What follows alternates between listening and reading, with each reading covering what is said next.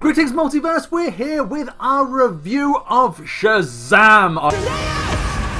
I've just been to see it and I love it. I'm not sure if I love it more than Wonder Woman or Man of Steel, but it is a fantastic movie. I want to do a spoiler-free movie, or at least I'll probably touch on a few things, obviously, but I want to do a big spoiler-free review. Part of the joy of this is the fact that the trailers basically didn't spoil anything, and I am so relieved. I initially saw that one Chinese trailer. This is a boy named Billy Batson. He meets a wizard that gives him powers, and he becomes the superhero Shazam, and has to learn to be a superhero basically with the help of Freddie Freeman. And it all works really, really well. We basically got none of Dr. Sivana in the trailers. Like a bad guy, right? As played by Mark Strong. A real surprise how much he is in the movie. He basically starts the movie. He's in many ways the main character before he's just usurped by Billy. And he's a little bit bitter about that fact, but in every way possible. A darker version of Billy Batson. I mean, there is a real sort of connection, especially when Billy Batson realises that they have some sort of connection. They have the same sort of feelings. He's not Black Adam. His origin story is very different from even the New 52 version, and it's really quite cool. I'm trying to avoid any real massive spoilers here. These are all stuff from the beginning of the movie, and even then I'm really, really sort of not digging into how he gets his powers and everything else, and what happens when he does. It's really cool. It's really cool, and it really helps to elevate Mark Strong and Thaddeus Sivana into sort of the higher tier of superhero villains. I mean, just compare it to most Marvel movies where the villain barely shows himself and then they just have a small fight at the end.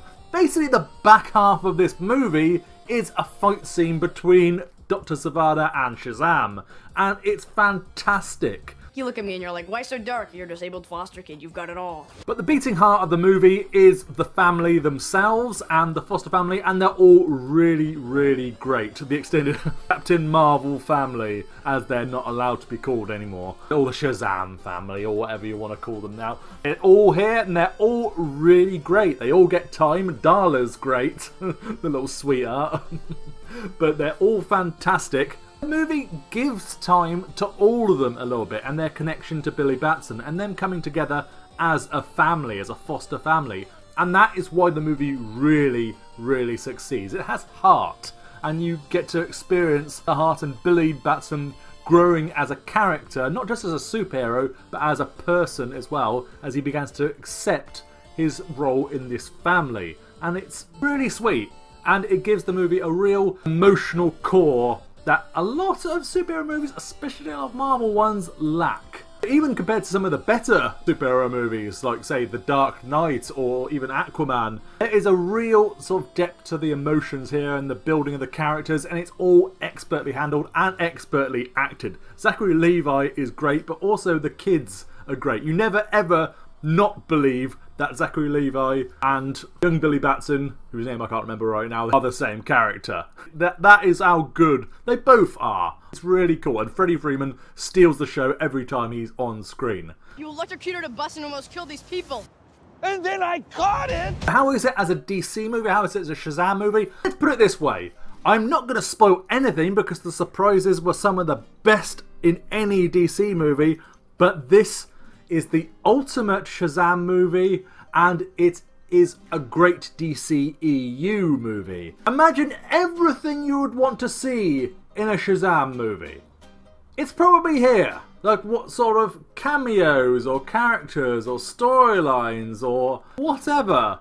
It's probably here. Or even DCEU as the extended DC universe. And I was shocked by every single one and cheered every single time. There's a real early cameo appearance that completely threw me off. And of course, stay through the credits. The only thing I will say, do not expect Dwayne "The Rock" Johnson in here. I'm not going to say anything else, but Dwayne Johnson is not in this movie. Well, in some ways, he's in the credits. I'm going to tell you that one. I don't think that's much of a spoiler. He's an executive producer on this. I didn't realise that. There are hints of Black Adam. I'm just going to stop right there because I don't want to spoil any further. And others.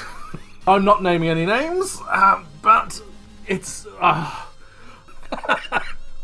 Oh god, I really, really enjoyed this movie. I loved it and I will be seeing it again. And I could not say that about Aquaman. I must admit. Aquaman was a lot of fun. It was a big, bombastic Mummy meets Lord of the Rings underwater movie. It was fantastic. But it still felt a little bit of like an Avatar type of movie. A big, huge, cinema swelling movie. But I never felt the urge to go see it immediately afterwards. I did with Man of Steel, I did with Wonder Woman, but not so much Aquaman. This I do. I'll definitely rank it in the A range of superhero movies. What are your superpowers? Superpowers, dude? I don't even know how to pee in this thing. What did you guys think? Leave a comment below. You're welcome to go to spoilers, but everyone else, watch out for spoilers down there. If you don't get it from the video, you might get it down in the comments. And the big moments, oh, that I'm still frankly geeking out about. Okay, so let us know in the comments, and of course subscribe to DC Comics Gamer for everything on the worlds of DC, the DCEU, Gotham, Doom Patrol. I'll have the reaction review for the next episode very soon. Video games and everything else. Do a playthrough of the Shazam Lego DC Supervillains level very soon as well, hopefully this weekend. Thanks for watching, folks. Multiverse, out. His name is Captain Sparklefingers. No, it's not. That's not my name.